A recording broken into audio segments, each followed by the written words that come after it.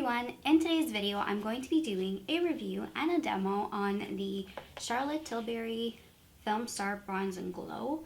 Mine is in the shade Fair Medium. This is a product that I hauled in my last haul video, so if you'd like to hear my thoughts on this product and watch me apply this to my face, then please continue to watch. Alright, so the actual palette comes in this cardboard box. It's like a burgundy box with rose gold writing on it, and then you open the box like this, and inside is another cardboard box which you can open, and it has a little bit of writing in there, and inside is the actual palette, so pretty luxurious. The palette itself is quite weighted, like it's not a light palette, and it has a beautiful rose gold design. I think it's absolutely stunning. It's very retro looking, but I really like it. I have the shade Fair Medium, and when you open it, it comes with a decent size mirror, which you can see right there, and then the actual colors look like this. So this side is our highlight shade, which is called Highlight, and this side is the Sculpt shade. Now I picked this up at Nordstrom in store, and after tax I believe it came to $90. However, I looked at the price online today on Nordstrom online, and it's $95, and I don't believe that's including taxes. So if you live in Canada and you have a Nordstrom where you live, I would suggest going in store and picking this up, or you can even get it at Whole Renfrew, because it's a lot cheaper in store than it is online. I know for sure I paid $90 after tax for this product right here, so I would suggest picking it up in store if you can. So in terms of the actual product itself, the Sculpt shade is quite light, as you can see. I'm around an NC30 in the wintertime and NC35 in the summertime, and when I was a little bit darker, when I was an NC35, this product did work for me. I would say on anyone who's like a shade to 2 shades darker than me, this would still work, but anything darker than maybe like an NC42, I don't think that this would work for you because it's quite a light shade. They do have another color. It's the, I believe, medium to dark shade, and that one has like an orangey highlighter and a much darker Sculpt shade. I would have preferred if she had maybe put that Sculpt shade and this highlighter into a palette for us medium skin tones, because I think that would have been like the ideal palette for me. This color is a little bit too light, and while I can use it in the wintertime, I feel like when I'm pretty dark for me in the summertime, I don't think that this is going to work for me. So moving on to the actual demo, I find that these brushes are the best to apply this product with, especially the Sculpt shade.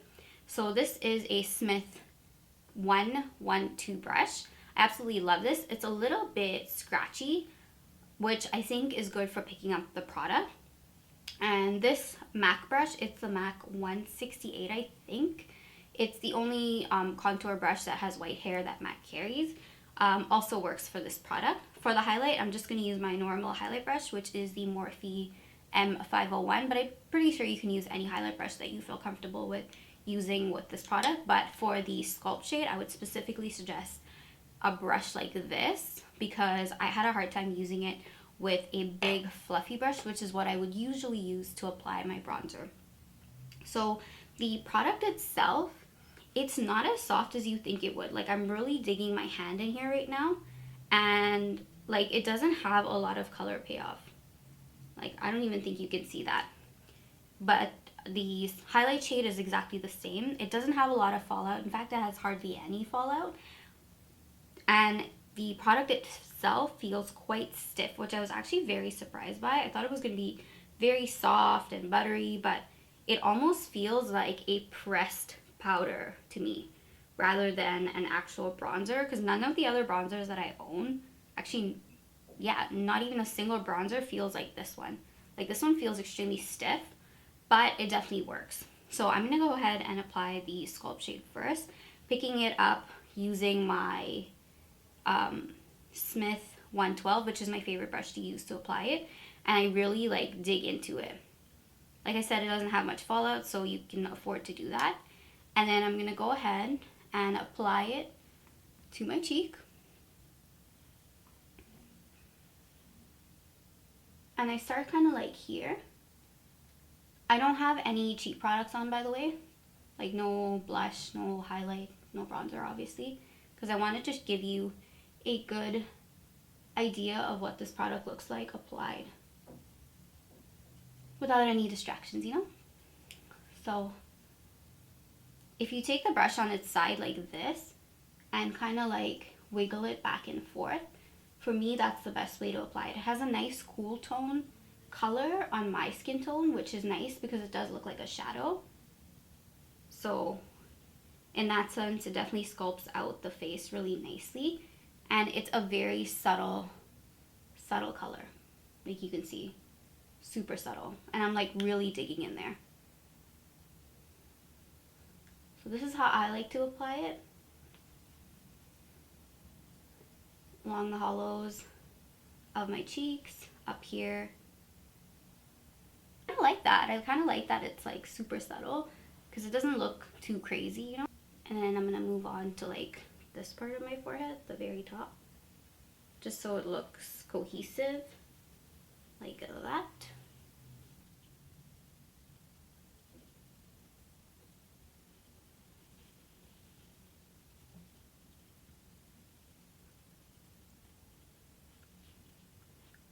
So I definitely think it sculpts out the face really nicely, but again, very, very subtle.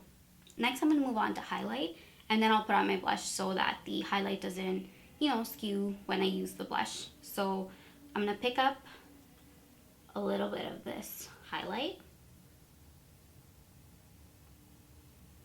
and I am going to tap off for this product because this one has a little bit of kickback.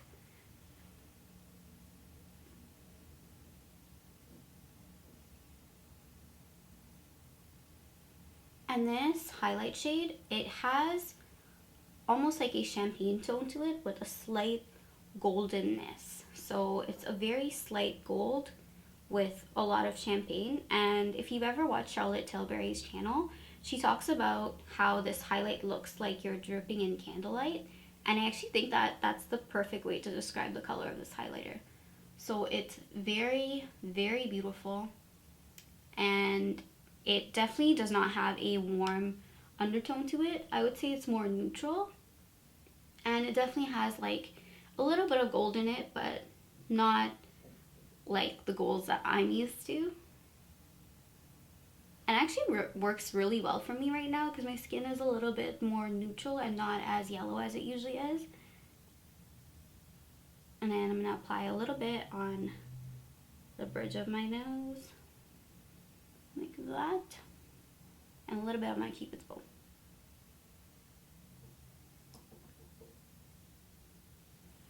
As you can see, even the highlight, it's not like a beaming highlight.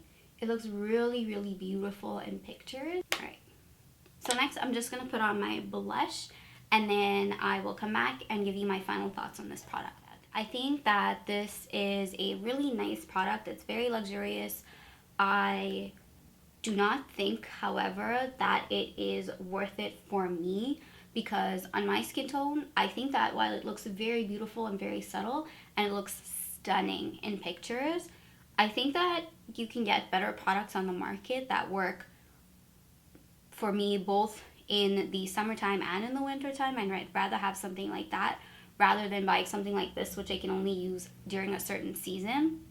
I think the highlight shade, while it's very beautiful and looks stunning in pictures, I think that there's a lot of highlights that actually look better than this one, and the Becca ones are an excellent example of that. Opal, for example, is a pretty decently close match to this color. It's definitely not the same whatsoever, but I think if you're going for this type of a highlighted look, Opal will do pretty much the same thing and give you that same effect. I also think that the color itself may not be flattering on a lot of skin tones because I have a lot of golden in my skin typically, and on me I can almost see it looking a little bit silver. I'm not sure it's picking up on camera. This is hard to see on film, but in person it definitely has a silver undertone on my skin, which is not always the most flattering because I have such warm undertones. So all in all, I do not think that this product is worth the high price tag.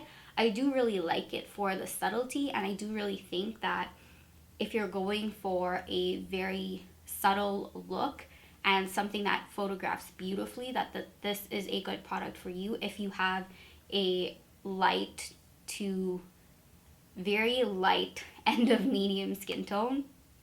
But overall, I don't think that this product is worth the money. I do really like it, and I will continue to use it because I did spend my hard-earned cash on it, but I would not recommend this product, unfortunately. I hope that she comes out with a shade that's in between the two that she has. Like I said, I know she has a darker one, but I looked at that in store and actually tried it on, and it did not work for me. Like, the highlight was way too dark and way too orange on my skin tone. So those are my final thoughts on this product. Unfortunately, it's not a positive review, but it's not all negative. I do really like it, and I will continue to use it, but I definitely do not think that it's worth the money, and I think your money could be spent on something better or different. So thank you so much for watching this video. I really do appreciate it. If you have any questions or if I missed anything, please do leave it in the comment section down below. I would really appreciate any feedback that you have to offer, and I'll see you in my next video. Bye!